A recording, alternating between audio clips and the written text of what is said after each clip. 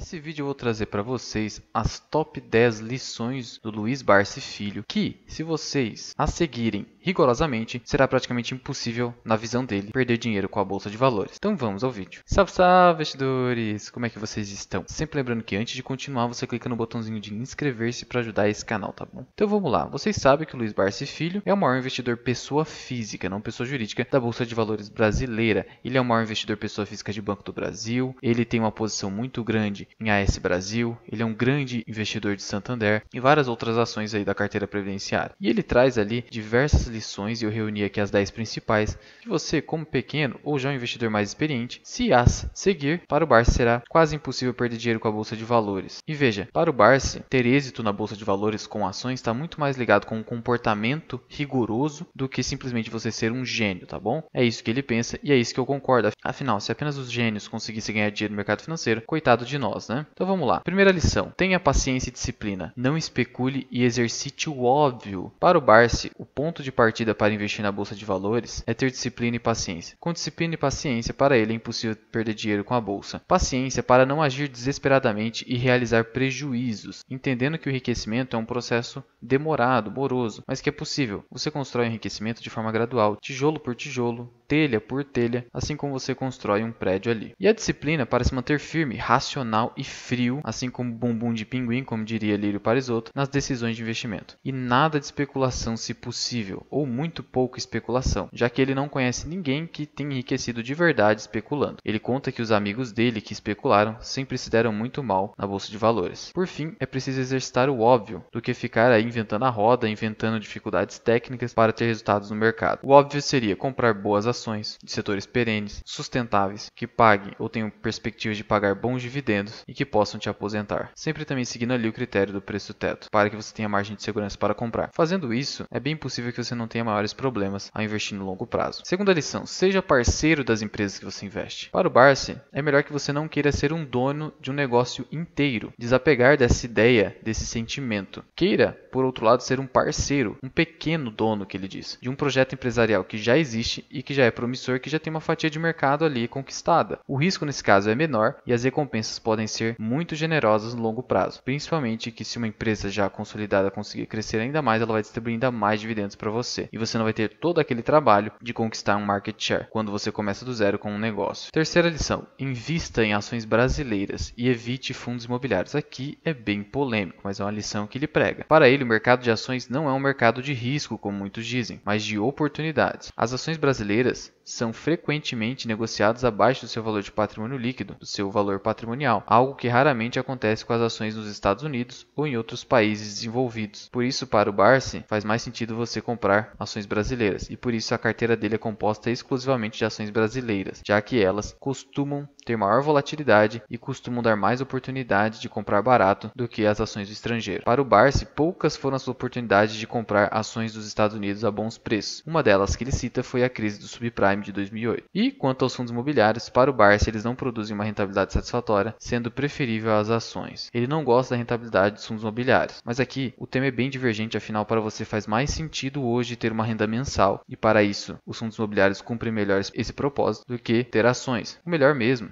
se você entender dessa forma, é diversificar. Eu não diversifico em fundos imobiliários porque no momento eu não quero renda mensal. Eu quero construir um patrimônio maior para que no futuro as ações paguem dividendos bem superiores aos fundos imobiliários. E no longo prazo a tendência é essa, tá bom? Então depende do seu propósito. 4. Aproveite as oportunidades do mercado. O jacaré aqui de boca aberta, né? Aquela figura do jacaré que deixa a boca aberta aguardando um passarinho entrar para abocanhar. Para o Barsi, o jacaré seria o animal mais inteligente aí na natureza por causa disso. E essa é a alusão que ele faz com o mercado financeiro. Você fica aguardando ali uma ótima oportunidade, uma grande queda nas ações para então abocanhar aquela ação. Então para o Barsi, você deve ficar contente com as quedas no mercado, pois elas constituem promoções. Isso também diz o Lírio Parisotto, que você precisa então aproveitar. Ficar feliz então com as baixas e aproveitar para comprar. Assim como o jacaré fica com a boca aberta esperando um passarinho entrar na sua boca. Quinta lição, invista em setores perenes, em empresas perenes. Ele não cita empresas perenes, mas é algo que decorre dessa ideia, né? Para ele, você deve investir em setores de atividades sem os quais a sociedade humana atual não viveria, tais como telecomunicações, energia elétrica, setor financeiro bancário e seguros, saneamento básico e também para ele o papel e celulose. Mas o pessoal da GF mais resume com a sigla BEST, ou seja, bancário e seguro, energia elétrica, saneamento básico e telecomunicações. telecomunicações. Seriam os setores à prova de balas na visão deles, e também do Barsi. Além disso, você deve procurar empresas com histórico lucrativo e que tenham sido provadas no tempo. Procurar evitar a IPO ao máximo, porque os dados de um IPO ainda não foram efetivamente auditados pelo mercado. Comprar ações que já se provaram no tempo. Banco do Brasil e Klabin são centenárias, são empresas centenárias. Então será que elas irão quebrar? Em alguns momentos elas até apresentaram prejuízos, mas com esse histórico muito maior de lucratividade que elas apresentaram, sobrevivendo hoje no mercado com posição de destaque, significa que é isso que você deve procurar como investidor de longo prazo e que queira investir com segurança. Por consequência, você deve fugir de setores com histórico de quebra de empresas, como setor aéreo, turismo, varejo, tecnologia. Em especial aéreo e turismo, tá? Varejo acontece também. Vamos pegar um exemplo aqui de Ricardo Eletro, que antes era Salfer e agora Ricardo Eletro está em recuperação judicial. Então cuidado com essas empresas de varejo, tá? Elas têm essa dificuldade porque elas estão muito expostas ao cenário macroeconômico e porque o setor é ultra competitivo, fazendo com que elas tenham margens muito pequenas, de tal modo que elas precisam o tempo inteiro estarem se inovando a fim de conseguirem atender aquela tendência de mercado dos consumidores. Do contrário, elas ficam para trás e são sobrepujadas por suas concorrentes. 6. Não se preocupe com fatores políticos e macroeconômicos. Foco na empresa. E aqui é uma ideia que ele não citou expressamente, mas claramente está alicerçada no estoicismo. Eu cito aqui 3 figuras do estoicismo: Epicteto, Marco Aurélio, o filósofo imperador, e Sêneca. Por quê? Para ele, você não deve se preocupar com fatores que você não pode controlar. Preocupe-se com o que você pode controlar. Então você não tem que se preocupar com gestão estatal e política e fatores macroeconômicos, como alta do dólar, ou queda do dólar, ou a alta da taxa de juros, ou queda na taxa de juros. Foque, por outro lado, no que você pode controlar, como analisar a empresa que você investe, analisar o seu histórico de lucratividade, analisar ali as perspectivas daquela empresa no curto e médio prazo, o quanto ela vai te remunerar, como é a gestão interna daquela empresa, não gestão estatal, entre outros assuntos relacionados à economia interna daquela empresa. 7. Foque na obtenção de dividendos, observando o preço teto, que eu já trouxe um vídeo aqui no canal, vou trazer um muito mais completo e atualizado, então já ative esse sininho aí para não perder esse vídeo. Lembrando que o preço teto foi criado inicialmente por Décio Bazin e foi adotado pelo Barsi ao longo da sua trajetória como investidor. Para ele, você não deve, como investidor efetivo e não mero especulador, investir sem pensar em dividendos, assim como Décio Bazin. Do contrário, você poderá estar especulando. Não necessariamente, mas poderá sim. E aí, pensando em dividendos, você deve buscar no mínimo 6% de dividend yield. Do contrário, a renda fixa vai acabar valendo mais a pena. Dessa forma, você tem que comprar ações a bons preços. Do contrário, seu dividend yield será baixo. Por isso, preço para o Barsi sim importa, e importa muito. Algo com o qual eu assino embaixo. Afinal, não adianta nada você comprar algo bom a um preço muito caro. O seu retorno nesse caso será muito baixo. 8. Não dê valor excessivo ao patrimônio. Para o Barsi, o patrimônio é a métrica do ego. Para ele, o patrimônio não paga suas contas, os seus boletos no fim do mês. Os rendimentos desse patrimônio sim, ou seja, o seu fluxo de caixa que ele produz. Estes pagam suas despesas. Você deve focar nisso. Do contrário, você vai ficar muito apegado ali à ideia de patrimônio e o patrimônio oscila o tempo inteiro. Ora, Elon Musk é o mais rico, ora, Jeff Bezos é o mais rico, ora, Bill Gates é o mais rico. E daí não muda nada. Sendo que para você pagar suas contas com patrimônio, você deve vendê-lo, ainda que parcialmente. E quando você vende seu patrimônio está reduzindo. Com os dividendos, você pega aquele dinheiro que decorre do seu patrimônio e aí sim você paga suas contas sem, entre aspas, reduzir seu patrimônio. Por que entre aspas? Porque, claro, quando uma empresa paga dividendos, aquele dividendo é retirado da empresa. Então, o valor de mercado da empresa é reduzido, ocorre o ajuste ali. Mas, no longo prazo, os dividendos acabam não impactando tanto ali na cotação da empresa, porque a empresa tende a voltar a produzir mais caixa, a crescer e etc. De tal modo que você não precisa reduzir a sua participação acionária para então pagar as suas contas. E quando você vive de renda vendendo patrimônio, você é obrigado aí então a reduzir sua participação empresarial para então pagar as suas contas. 9. Quando possível, conheça a empresa e os seus gestores. Aqui é muito difícil, é uma ideia mais ligada para investidores ali que tem uma posição bem relevante numa empresa. Quando você tem uma posição muito pequena, daria muito trabalho e tomaria muito tempo da sua vida por pouca coisa, digamos assim. Mas para ele, se possível, você busca conhecer a gestão da empresa internamente, indo, se precisar, conhecer a companhia em loco, no local, e lá na empresa conhecer, conversar com gestores, etc. Mas como eu disse, isso na realidade do Barsi e de outros investidores com posições mais relevantes, digamos assim, relevantes, acima de 1 milhão, 2 milhões, 5 milhões, digamos assim, em que daí você é considerado ali um investidor qualificado, etc, tá? E também tem o conceito de investidor profissional, quando você tem mais de 10 milhões. Nesses casos, até compensa se você achar interessante conhecer a empresa e seus gestores. E por fim, lição 10, não siga dicas de investimento. Analise por si próprio. As dicas são dadas por fundos e gestores, que não possuem a mentalidade de investidor, mas de especulador. O Barsi já citou uma vez, inclusive, que deixou de aceitar de gerir fundos. Ele já teve vários convites para ser gestor de fundos, porque para ele um gestor de fundos fundo é um mero especulador, e ele não é especulador, já que eles só visam ganhos de curto prazo, o que é incompatível com o efetivo investimento. Mas aqui eu só quero chamar atenção para um ponto, é que os gestores de fundos eles são especuladores na medida em que, quando eles têm um fundo, a partir do momento que eles não resgatam as cotas, eles podem ficar comprando e vendendo, sem pagar imposto de renda. Então isso estimula eles a ficar fazendo compras e vendas ali o tempo inteiro, realizando lucro e fazendo várias movimentações. O investidor pessoa física não tem isso, porque se ele ficar comprando e vendendo e superar os 20 mil reais ali no único mês, tendo lucro, ele vai pagar imposto de renda, então ele é obrigado a ficar mais parado ali. Então a própria ideia de fundo estimula o gestor a agir dessa forma especulativa. Outro ponto que estimula um gestor de fundo a agir de forma especulativa é o fato de que as pessoas que compram cotas de um fundo querem rentabilidade rápida. Raramente eles querem comprar por longo prazo, de modo que se esse fundo não apresentar uma boa rentabilidade no curto prazo, essa pessoa, esse investidor, tira o dinheiro de lá e compra cotas de outro fundo que está performando melhor. Então isso também dificulta essa concorrência. Então isso é incompatível com o investimento pensando em dividendos por longo prazo, em que você torce para que o seu patrimônio caia, para que você use o fluxo de caixa desse patrimônio e compre esses mesmos ativos a preços mais descontados. Mas é isso então, essas são as 10 principais lições do Luiz Barsi Filho, que para ele, se você não ficar saindo muito fora delas, você não vai perder dinheiro na bolsa de valores. E se você concorda com elas ou discorda de alguma delas, deixa aqui nos comentários. Muito obrigado por ter ficado comigo até aqui. Eu sou o Luan, esse que é o canal Mirar Investing. Até o próximo vídeo. Fui!